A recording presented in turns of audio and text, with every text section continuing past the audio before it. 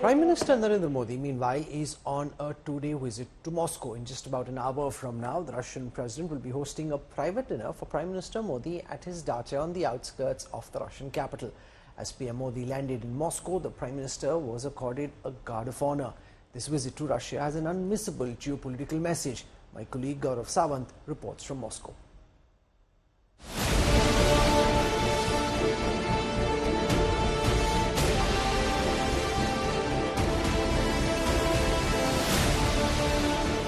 Destination Moscow is Modi 3.0's first foreign state visit.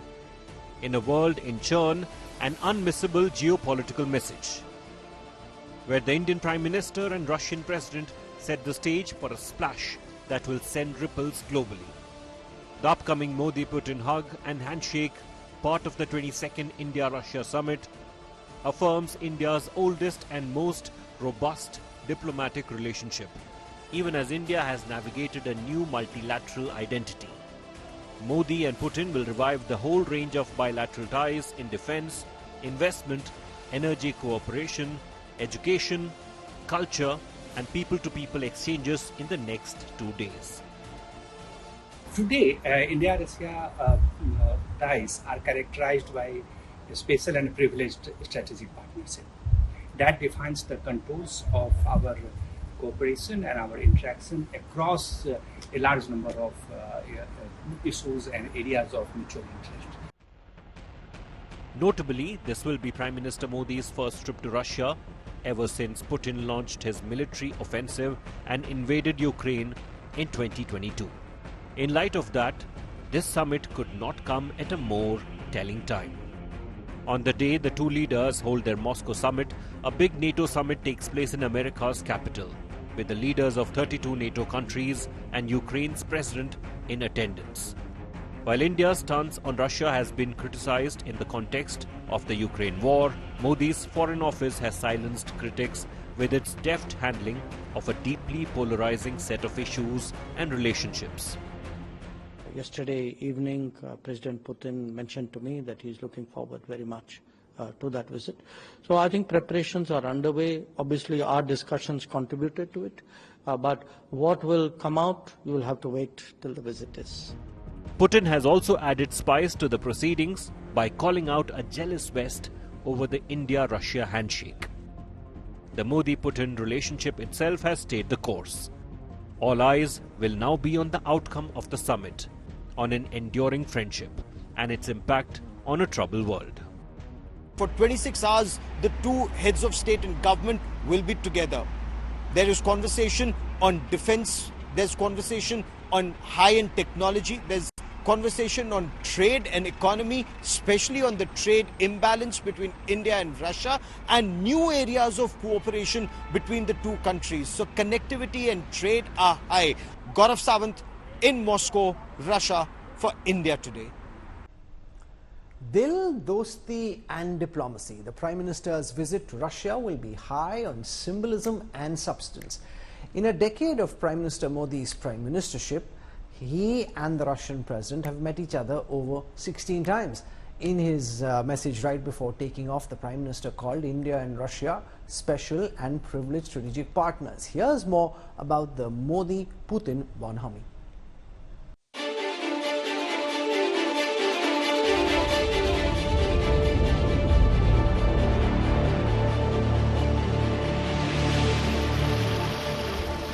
A decade of bonhomie, cemented with cooperation and mutual understanding. What has been a traditional international friendship took a leap forward with the confidence of two strong leaders, Narendra Modi and Vladimir Putin. Moscow and New Delhi always stand by each other. चाहे संकट का कालखंड हो या सुविधा का कालखंड हो, कोई एक देश बिना झिझक को अगर हिंदुस्तान के साथ खड़ा रहा तो उस देश का नाम है Russia. First of all, let me say that the relations between Russia and India are consistently developing in all the areas, and the main guarantor for that is the policy led by Prime Minister Modi. His Excellency is one of the politicians of the global scale that I was talking about previously, without giving the names. I cannot imagine His Excellency Modi getting intimidated or being forced to take any steps or actions that would go against the national interests of India and the people of India. And there is pressure against him, I am aware of that. When the world cornered Russia over the Ukraine invasion and Moscow needed to survive economically, New Delhi, while condemning war, bought oil from them as it was cheap and suited Indian interest. Despite worldwide criticism, India stood its ground. It is our duty to the Indian people that we go out in the world and get oil at the lowest price so that the interests of the Indian people are protected.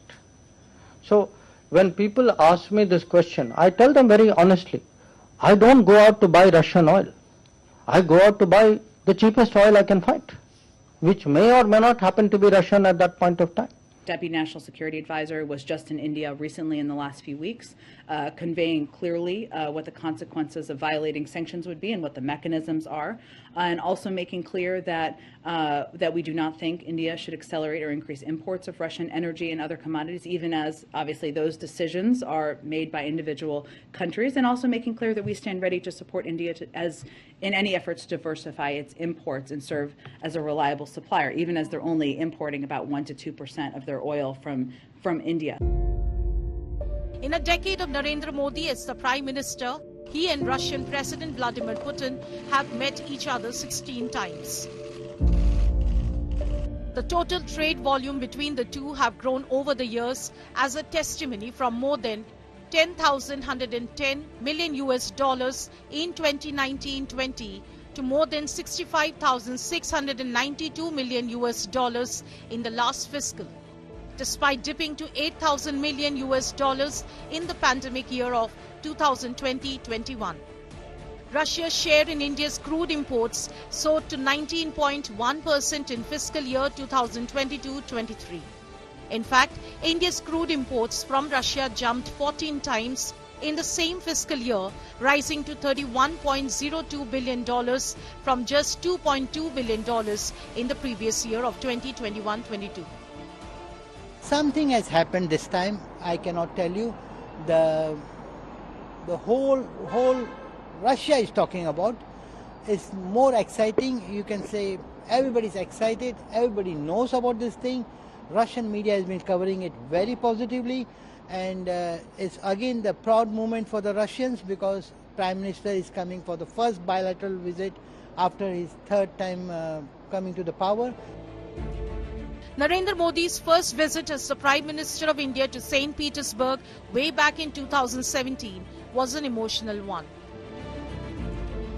He remembered his visit to the Russian city as the Gujarat Chief Minister in 2001. St. Petersburg Declaration of 2017 became the benchmark of stability in a turbulent, interdependent and interconnected world. 2 years later, in Modi 2.0, the Indian Prime Minister was at Vladivostok and participated in the 5th Eastern Economic Forum as the chief guest. Both leaders noted progressive development of the special and privileged strategic partnership between India and Russia. Russian President Vladimir Putin came calling in December of 2021. The two leaders gave impetus for sustained progress in the special and privileged strategic partnership between both countries despite the challenges posed by the COVID pandemic.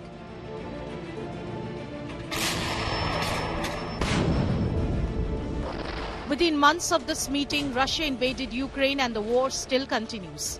But it did not impact the relations India and Russia have built over decades. Neither did it impact the bonhomie enjoyed by the two leaders.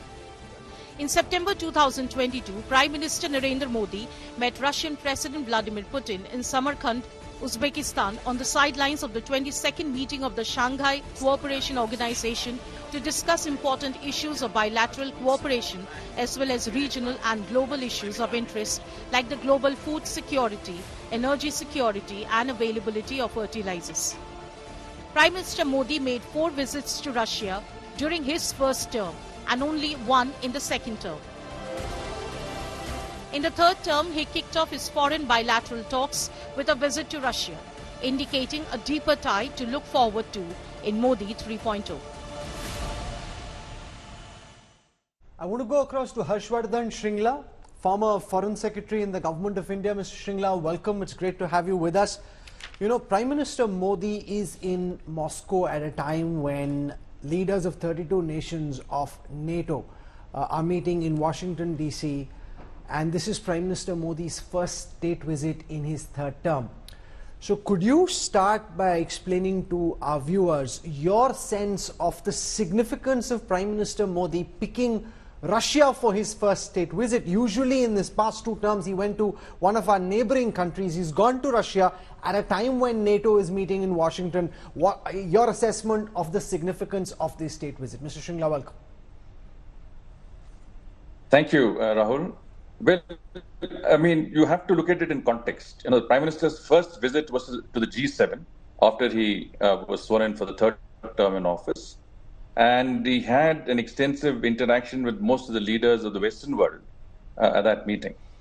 And the fact that he's going to Russia also has to be seen in the context of our strategic partnership with Russia, which provides for an annual summit between the two leaders. Now, so far we've had 21 summits, and President Putin had visited India in December 2021. So that's almost 3 years or 2.5 years since his visit. And so, you know, Prime Minister's visit in Russia, I would say, is due. Obviously, you know, there are many other factors. You know, one is our bilateral relationship. Russia is an important partner in our energy equation, in terms of defense, in our trade, people-to-people ties. We also cannot discount the fact that the global geopolitics will be part of the discussion. Prime Minister Modi has been in constant touch with both President Zelensky and President Putin. His famous words that this is not an era of war and that we should deal with conflicts through diplomacy and dialogue, I think in many senses sets the tone. If you recall, the G20 summit that India presided over also had in its outcome document among the first paragraphs some of these defining features of our own approach towards the Russia-Ukraine conflict. Prime Minister Modi last visited Russia in September 2019. Since then, Russia and China have become more tightly locked in embrace. India and the United States have built on their strategic partnership. So let's spend a moment on the troubles that China is giving India along the line of actual control and the role potentially Russia could play in trying to help India deal with Beijing. Well, you know, India has always seen Russia as one of the poles in a multipolar world.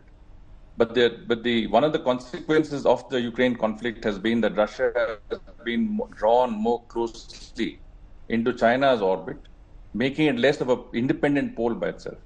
Now, our enhanced engagement with Russia, I think, is to draw it out, and also, you know, to try and get it to play as a moderating factor in the, you know, India-China relationship, and the fact that Russia, being a close, you know, strategic partner of ours, can also present a perspective that may not be always evident.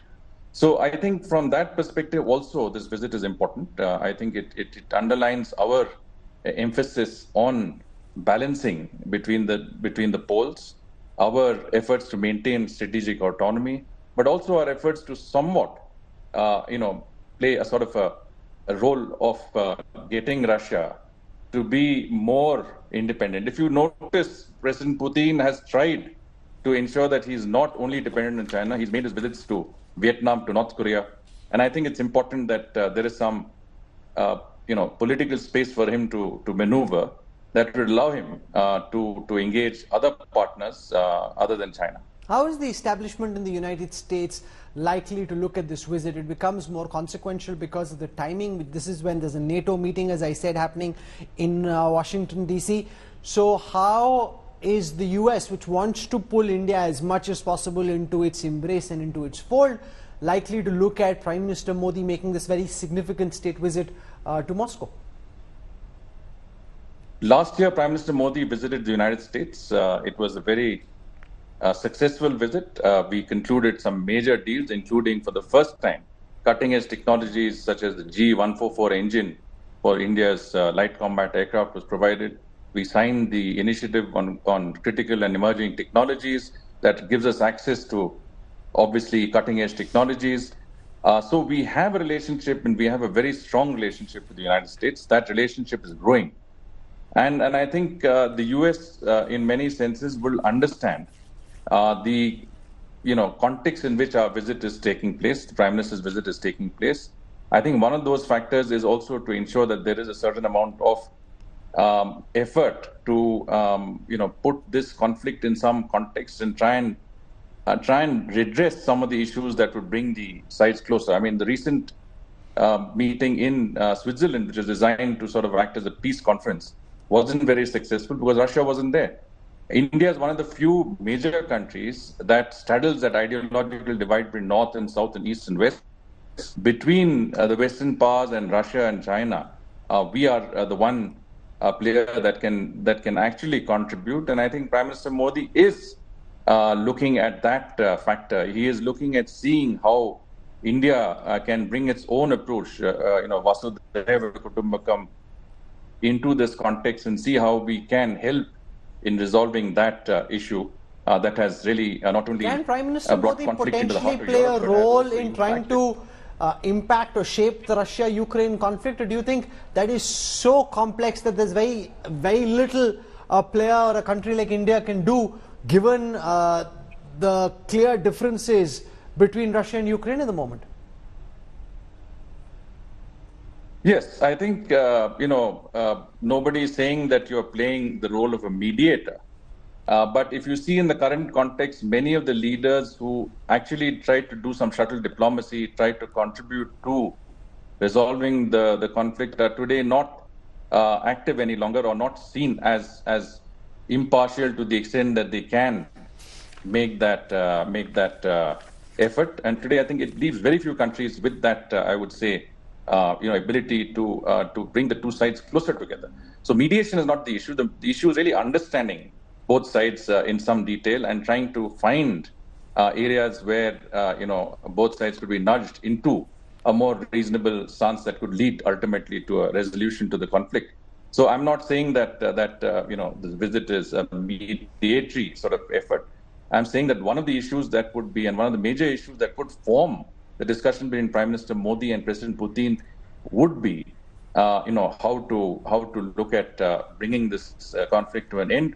President Putin himself has said he's open Finally, to examining, how the conflict could be resolved. what do you see as being the most critical takeaway from this bilateral state visit? What do you see as being the key items in the agenda and the takeaways our audience should be looking out for?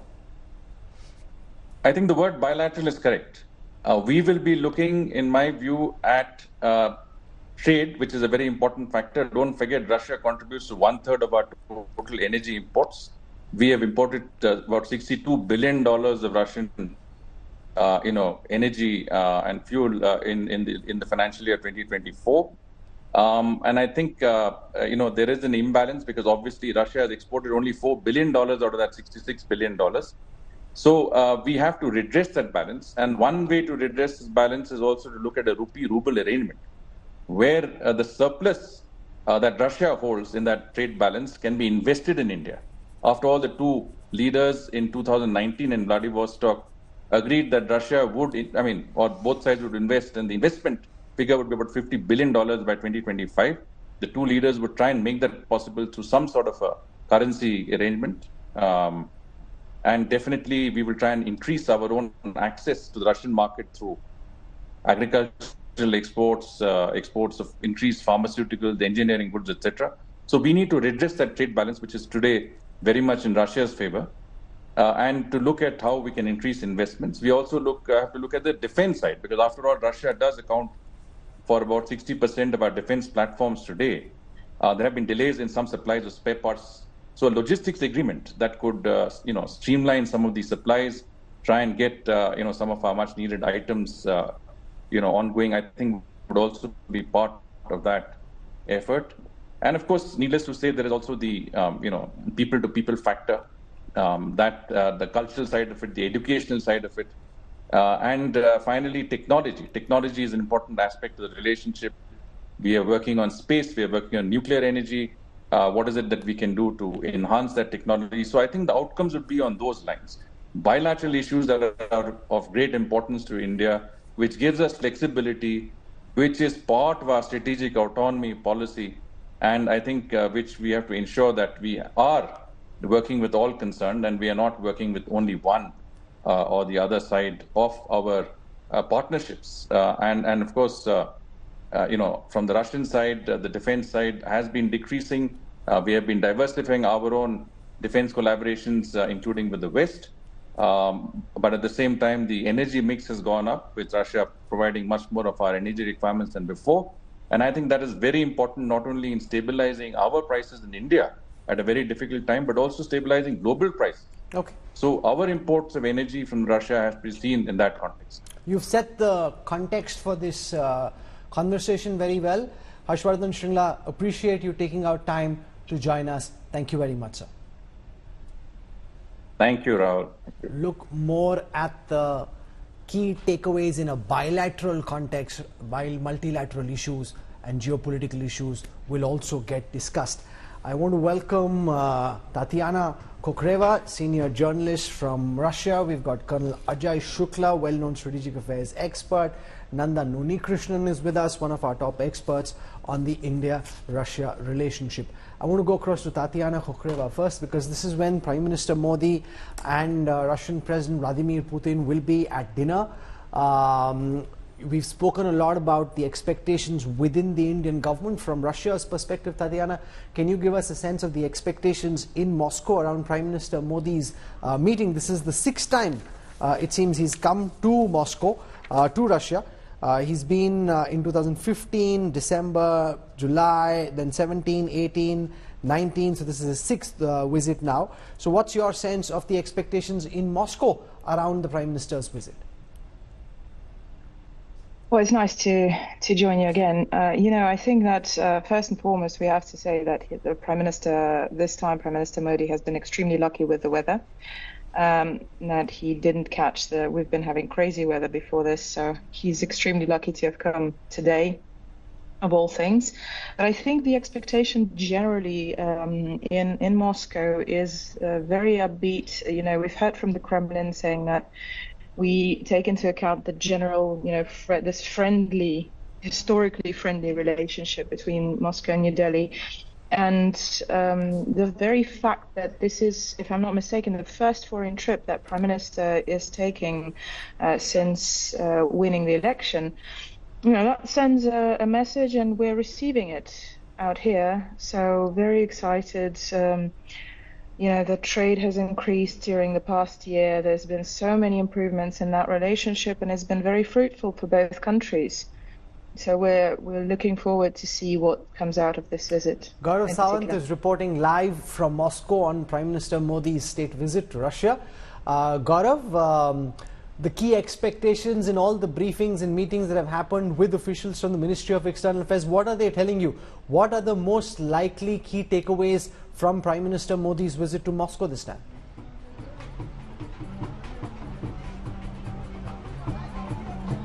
Rahul, the aim of this visit is to take the relationship to a new level and keep it futuristic. Traditionally, it's been a very, very strong relationship between India and Russia over decades, from the 50s when it started building up and gathering steam to the 1970s. You know the history, 1971 war, India-Russia pact held India in good stead through the Kargil war of 1999 and beyond. But it is not just restricted now to the BrahMos supersonic cruise missile. India and Russia want to take forward this relationship in critical technology from the drawing board stage. So Prime Minister Narendra Modi, as he meets the Russian President Vladimir Putin over this dinner, the aim, Rahul, is that the two talk about taking this relationship, making that transformational shift and switch. What does that mean? That Indian scientists and Russian scientists sit together and start thinking of futuristic technologies at the drawing board stage. That is what we were told. The students do their research together in India and in Russia. build it together and then manufacture it together, some components in Russia, some components in India, and put it together to export to the world. Make for each other, make it and then export it to the world like BrahMos. Space cooperation, nuclear cooperation, defense cooperation remains strong. Economy remains the bedrock in this transformation. Now the rupee ruble, as you understand better, the trade deficit, $60 billion in Russia's favor, just $5 billion worth of India trade. How do you change that? How do you get rupee ruble exchange, which is the biggest hindrance apart from Western sanctions on Russia, taking this relationship forward? How do you overcome those problems? That is the conversation that is taking place right now at the level of the dinner, and then subsequently the directions that come from here, Rahul, from the Indian Prime Minister to his delegation and the Russian President to his delegation, will set the tone for the conversation tomorrow morning and take it forward. The aim is to have a result-oriented approach. A vision document may or may not come right now, but keep it as work in progress to ensure that there are positive outcomes, not just in thought but in action on ground, Rahul. I won't hold you back from your live reportage, Gaurav Sawant. Thank you very much for joining us. Michael Kugelman joins us, Director at the South Asia Institute, the Wilson Center at Washington, D.C. This is a state visit that's happening at a time when NATO leaders will be gathering in Washington, D.C. for a NATO meeting from the 9th to the 11th of July. From Washington, what's the view on Prime Minister Modi choosing Russia for his first state visit in his third term? Well, certainly, here in Washington, it's seen as not a good thing. But I think that there's a lot to this story. But my broad view here is that the pageantry and the theater and the optics that we're going to be seeing over the next few days in Moscow have an intended audience that goes far beyond India and Russia. And one of the main intended audiences is indeed Washington, and Washington knows that. But I think that the visit and the state of the India-Russia relationship now might not bode as poorly for the West, and particularly the U.S., as some might suggest. I mean, indeed, I know that one of the goals of this summit is to, as Gaurav said, take the relationship to another level. But I think that the main goal of this summit is to essentially reinforce the strength and importance of the relationship in its current state. And the current state of the relationship is one that certainly is very strong, but it also has indicated certain things. One is that the trend lines of the relationship have not been as positive as they had been in previous years. We've seen, for instance, India's share of arms imports from Russia have gone down, whereas India's security ties with the U.S. have never been stronger. So I think that's a significant point. And another point I would make here is that the India-Russia relationship does, I think, put a bit of a check on growing Russia-China cooperation, which is seen as a good thing here in Washington. If Russia wants a continued strong partnership with India, which I imagine it does, there are certain things that it'll need to be careful about doing. And that includes, among other things, being sure not to suggest that it would be willing to take China's side in the potential conflict between India and China. So bottom line, yes, Washington is clearly not happy about this visit, but it's accepted it just as it's accepted the fact that India will continue to have a significant relationship with Russia. It will continue to import oil. It'll continue to have that security relationship. But I think that the view here, and I share this view as well, is that the contours of the India-Russia relationship today are not as strong and not as sharp as they had been some years ago. Nandan Unikrishnan, you accept this, that while India and Russia continue to remain important partners, the relationship isn't a patch of what it used to be before India became far closer to the US than it was in the past, and that's really the new reality. You can say what you will, but the fact is that India and the US today are closer than India and Russia is drawing closer to Beijing than to India. Firstly, Rahul, thank you for inviting me. Broadly speaking, yes, I mean, I agree with you, but let's not forget that Russia is not the Soviet Union. So I think comparing the Russian relationship, which we had when the Soviet Union was around, to the current relationship with the United States is a bit of apples and oranges. So that is one aspect. The second part is that I think it is self-evident that India's primary concern is India's development. In that, the United States and the West have a significant role to play. But given the geopolitics of Asia, India is not about to forget what Russia can contribute. And I think Michael correctly pointed out that Russia playing neutral in the conflict between India and Russia should be seen in Washington as a positive sign, not only in Washington, but across the globe, because that would mean that there is one more check to China's emergence as a hegemon, at least on the Asian continent. And I also think that you have to take the size of the Russian economy into view before passing judgment on the depth and width of the relationship with Russia. Given that Russia is $1.5 trillion economy, India is already a 3 trillion economy. So the relationship of the past, when Soviet Union was the giver and India the taker, I think may have actually changed. And this is the new reality that I think Mr. Modi and Putin will be discussing.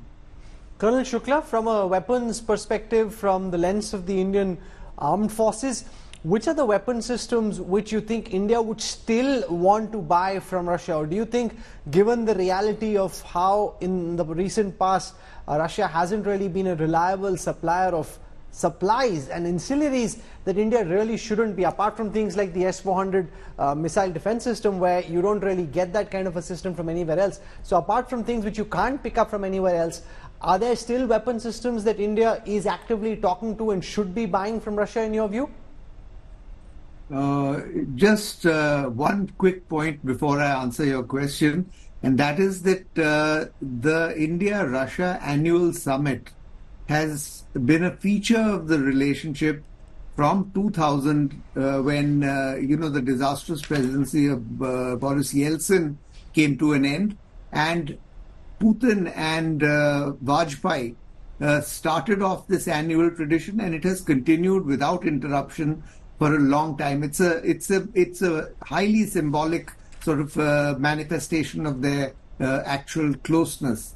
As far as the weaponry that you're talking about, India is already getting weaponry from the Russia that it was sort of not likely to get from America. The S-400 you mentioned yourself.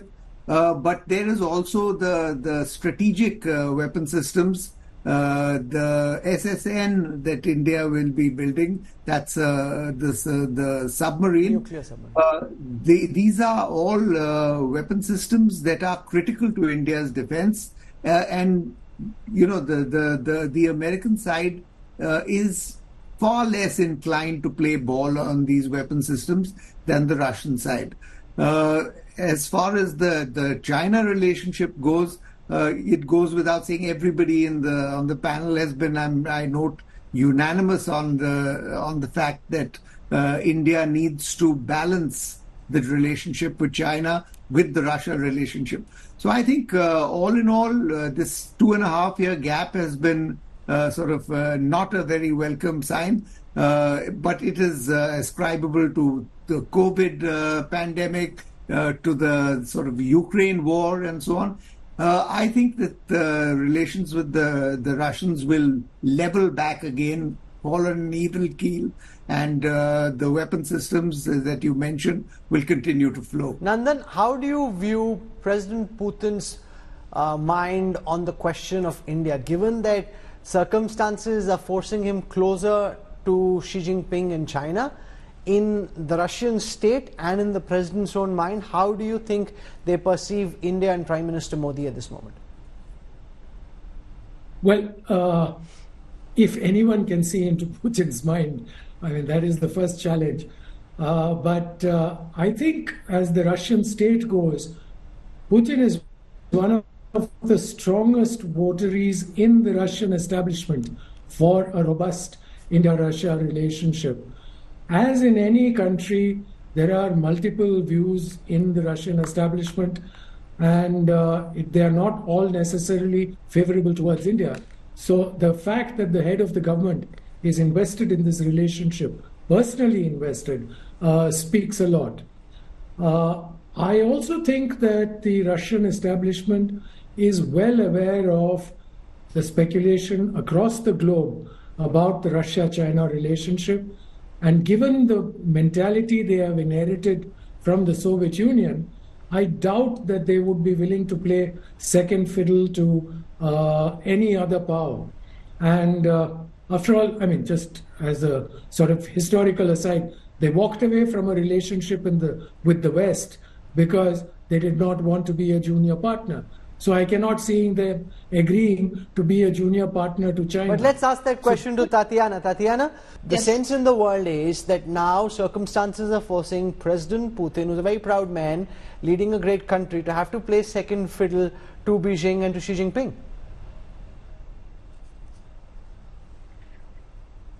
I think, in general, when it comes to making sense of, and this is the beautiful part about, the relationships between Russia and China and Russia and India, is that in the BRICS bloc, there is an understanding that we accept, the relationships are kind of, there's no one standard, which is kind of the definition of all of the foreign blocs, the Western blocs. There's always, one standard of relationship, and everybody adheres, and it's usually the American one. So the worst thing to do in this situation, I think, is to judge any type of relationship, the relationship between Moscow and Beijing, the relationship between Moscow and New Delhi, by Western standards, and try to look, you can't see the relationship from outside. And usually the what you call the view from the perspective of the world, it's usually not even a perspective. It's kind of a narrative that everybody is trying to push to kind of meddle in that relationship. But I think that's the strength of the communication within BRICS bloc, is that everybody accepts everybody. We're pushing for a multipolar world. With both India and Moscow have been extremely successful within this, within accepting each other. Michael Kugelman, the fact is, and I remember from my time while I was reporting from Washington DC on the Prime Minister's state visit there was some concern around India's relationship continuing with Russia in the way that it was. But Colonel Shukla spoke of the nuclear submarine project, the S-400 missile defense system. So a lot of these weapon systems are pieces of equipment which, despite increasing ties between Delhi and DC, we still can't buy from Washington. And therefore, if India requires that kind of equipment to take care of its national security, there's only one place that you can pick it up from, which is Moscow, and therefore that's naturally a relationship India cannot ever give up on. Yeah, absolutely. And, the current administration here in Washington is playing a long game when it comes to figuring out this challenge of the Russia-India defense relationship. The current administration, and of course, we have an election here later in the year. We could have a new administration in a few months. Things could change. But for now, the view is to try to, over the longer term, try to make the case that the U.S. can start to provide the types of equipment and weaponry that India has long depended on from Russia. But obviously right now that's not an option, because as you say, there's certain things that the U.S. is not in a position to provide that Russian could certainly provide, and at a better cost point for sure. So this is a long-term challenge for the U.S. government. But I would say this, that right now, the only major concern that the U.S. has about India's relationship with Russia is not the oil imports. I can accept that. We've heard many times the administration say that it's not violating the sanctions regime.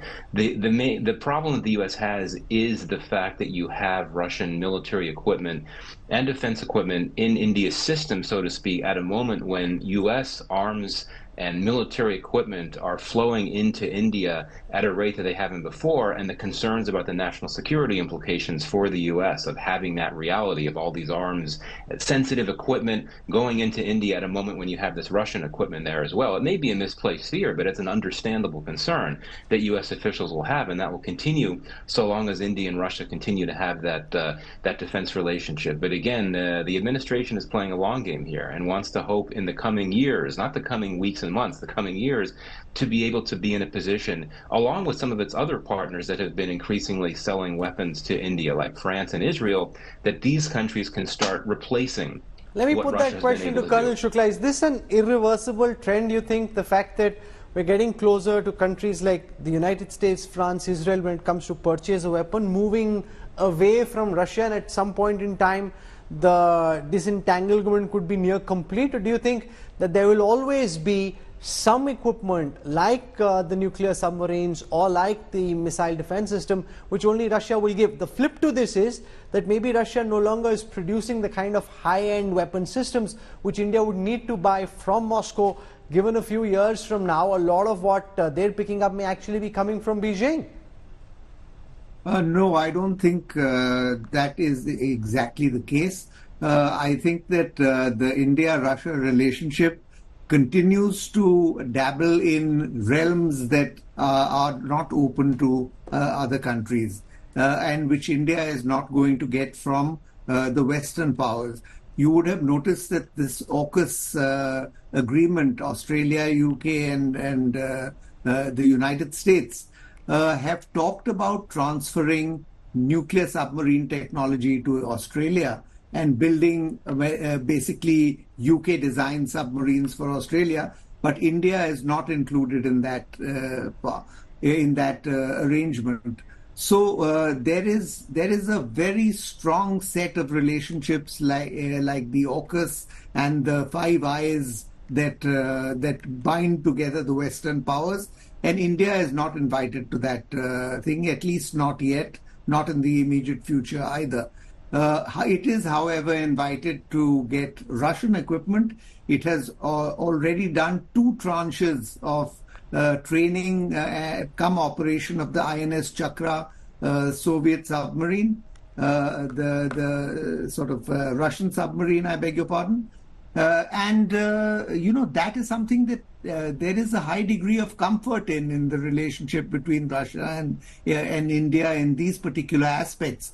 So I think that the change, this great new alignment of India and the West is sometimes overstated. Okay. The arrangement with Russia continues and is I don't see indications of it falling through. Okay, so we've heard different perspectives. We've heard from Delhi, we've heard from Moscow, we've heard from Washington DC. We'll track Prime Minister Modi's state visit very closely.